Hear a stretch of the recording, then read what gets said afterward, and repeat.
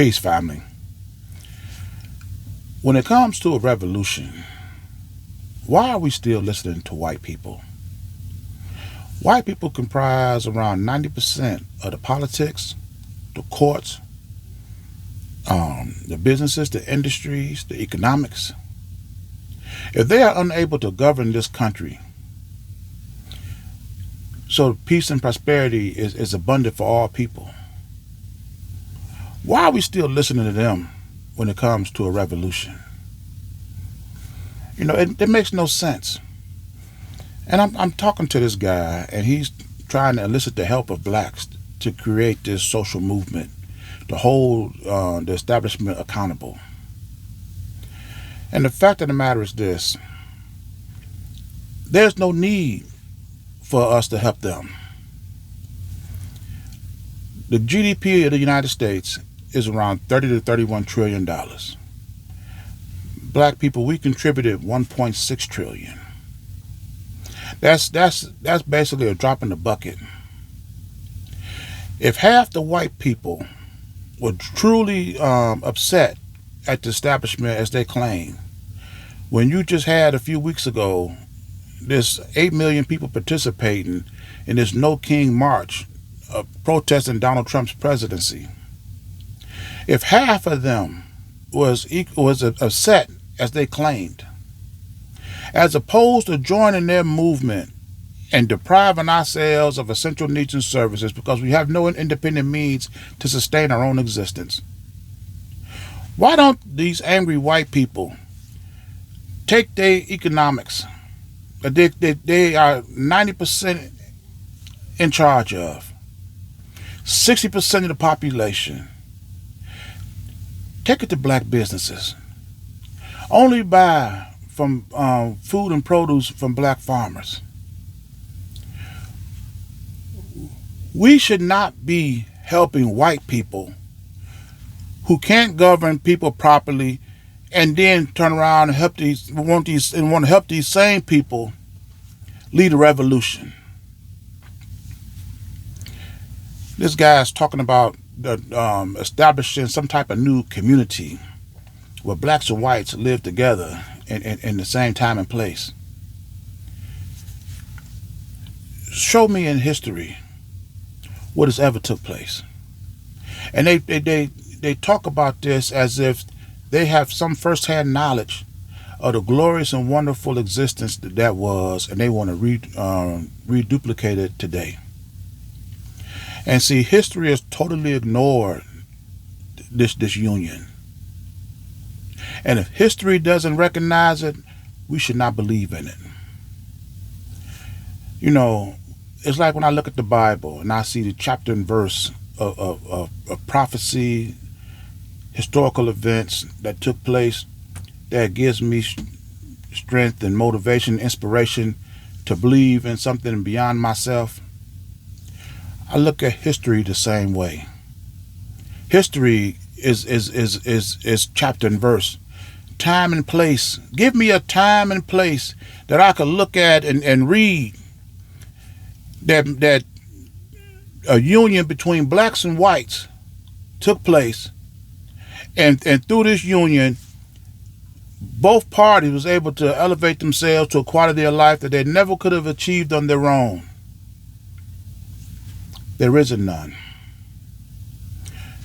So when these people start talking about this, trying to come, it never happened. And see, and the thing is this: when you talk about whites being in a community with blacks, a community is a group of people that has some type of fundamental beliefs and values that they share, that solidify these as a people.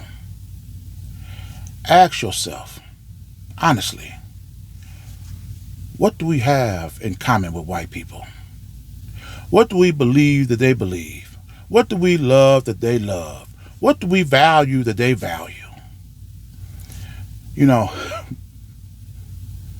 This makes no sense. And this nonsense should stop. Especially when they come at you with this movement that they want to help black people, but have no specific plan for black people. No way so that just in case this union have to depart, you go your way, we go our way, we will have something to sustain our own existence. They never talk about no businesses for blacks, no industries for blacks, no ability to sustain our own existence. It's just take yourselves from this social economic environment, put it in another, up under the same conditions. And if you were slaves over here and you step into this new community, you'll be slaves again.